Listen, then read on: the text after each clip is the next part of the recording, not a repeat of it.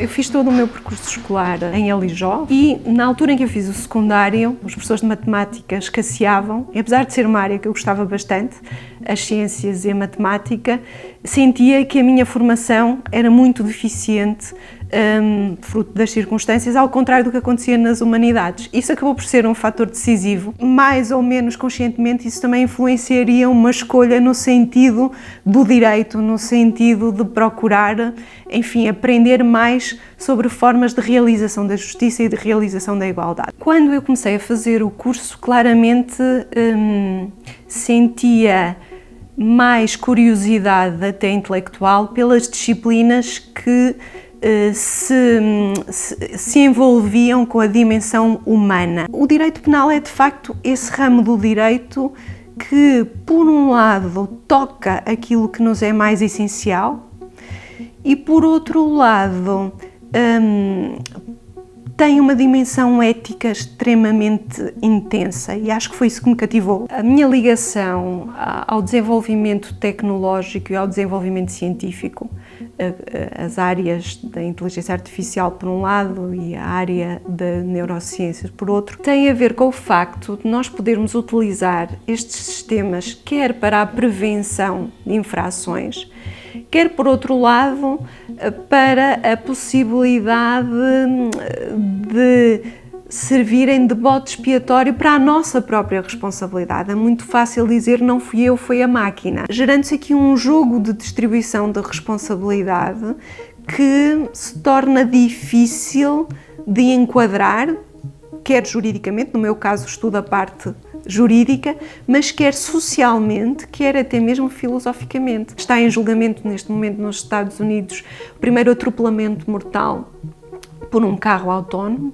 em que o carro teve a dificuldade de identificar aquele obstáculo para ele, para o carro, para a máquina era um obstáculo. Quem responde?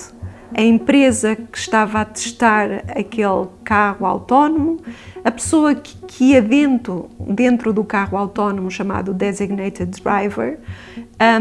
Quem é que responde neste jogo em que nós atribuímos cada vez mais às máquinas a capacidade de decidir por nós? Quanto à parte das neurociências, naturalmente que muito da inteligência artificial também se liga com o cérebro humano. Tem a ver com o facto de hoje se estarem a desenvolver técnicas de leitura da mente e, portanto, no plano da investigação criminal, é um outro lado, a possibilidade de ler o cérebro de um criminoso, por exemplo, é uma possibilidade que nos fascina e ao mesmo tempo nos inquieta muito. Poder aceder àquilo que de mais íntimo temos, que são os nossos pensamentos, é algo que queremos que o nosso cérebro seja disponível para fins da realização da justiça.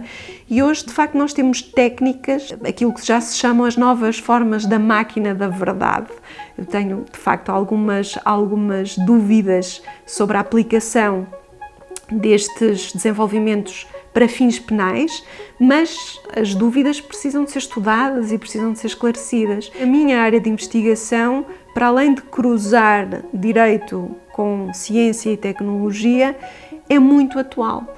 Por exemplo, uma das coisas que as neurociências hoje parecem prometer é a capacidade de identificar o futuro criminoso. Portanto, se eu consigo determinar onde e quando o crime vai acontecer e quem é o criminoso, poderemos estar a criar aqui um tipo de sociedade muito diferente da nossa, baseada numa ideia de perigosidade, de probabilidade e não numa ideia do facto, não numa ideia do acontecimento. Portanto, retirar àquele que é etiquetado como criminoso a possibilidade de escolher não cometer o crime, porque antes de ele escolher não cometer o crime, a máquina já disse que ele iria cometer o crime. A ciência pode nos levar muito longe, mas pode nos levar longe demais.